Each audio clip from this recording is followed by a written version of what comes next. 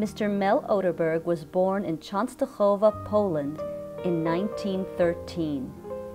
This is the story of how he came to the United States of America and populated this country with his new family. This story is for you, his wonderful children, grandchildren, great-grandchildren, and generations to come.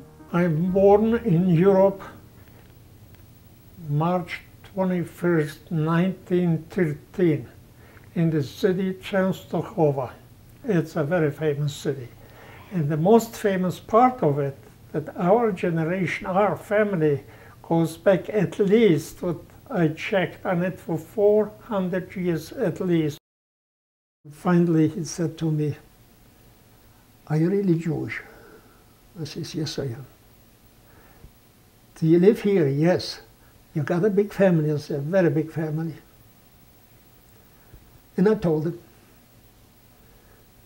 And he looks from all sides, and he said, he says, "Go wherever you can. It's going to be very, very bad for the Jews." I went to work for Senator Robert Kennedy when he announced for the presidency in 1968, and I was sent out to California to work for the campaign in Los Angeles. And we organized a Viva Kennedy operation. And it was the most incredible campaign. We had Bert Corona and Cesar Chavez, who brought together the urban and the rural Mexican Americans in Los Angeles. It was both an exhilarating and painful campaign. I wasn't that far from him when he was shot.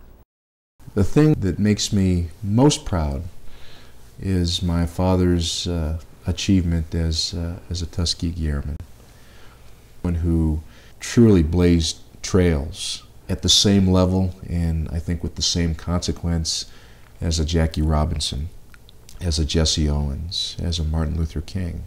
What he and almost 1,000 other Tuskegee Airmen and support personnel did 60-plus years ago, I think, was to demonstrate that excellence has no color barrier. What did you admire most about him? He danced beautifully. I loved it. How about that? You didn't know that, did you? We heard two songs that I think helped us fall in love because we sang them for the rest of our life, and whenever we sang them, our hearts palpitated. It's June in January because we're in love. There always is spring in my heart with you in my arms. The snow is just white blossoms. There weren't many grocery stores in those days, so you would go on the weekend to the farmer's market and you'd buy your produce, and the sweet cream in those days was 25% cream. It was the sweetest, it was so delicious. You can't even get that nowadays. So my mother used to mix the sweet cream with the milk to fatten me up. When I first came to America in 1950, I stayed with my older brother for 3 years in an orphanage. In hindsight, it really has molded my life later on because you experience prejudice, you experience bullying, you experience all kinds of things imaginable. And I think it makes you a much stronger person in later life and even created more competitiveness.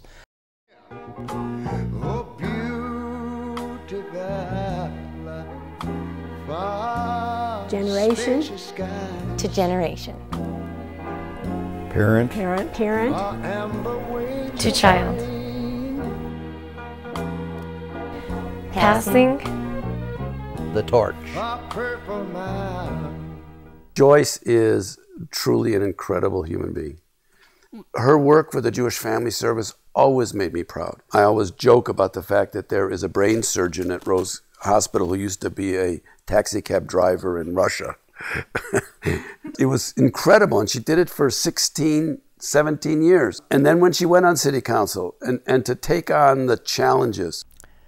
I was born in Denver, and on a side note, I'm 6th generation Coloradoan. The first 5 were born up in Silver Plume, and they were miners, Irish miners. On my dad's side, his mother and father came from Ireland. So the family is steeped in a heavily Irish tradition. Family means everything to us, and it always has and always will to me. What makes me most proud about my mom is I think we make a great team, and I love her to death. Just the other night, we went to 3 events together. She was my date. What a great date to have. And they were all community related. I was sort of backed into being named Miss America. I was out of the room when my sorority nominated me at the University of Colorado. I would never have run for Miss America. And when I won, and I began to have that experience, I began to realize how much power came with that title, to do good, to lift people's spirits.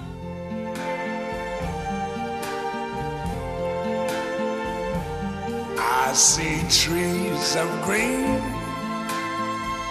red roses too.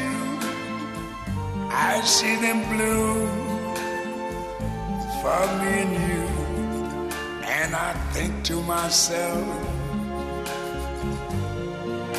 what a wonderful world. It's important that the family stories not die out. Having a sense of where we come from is also an enrichment of where we are, and maybe a little bit of information about where we're going. What has surprised you most in your life? I suppose seeing a firstborn, Linda. You know it's coming, you know when it's coming, you even know it's going to be a girl. You know, and yet you don't know. You can't feel it until it's live and direct and in front of you, in your arms. My life has been a series of dreams. You know, a lot of them I dreamed up myself. Some of them just happened to me. But on balance, it's been a series of dreams come true.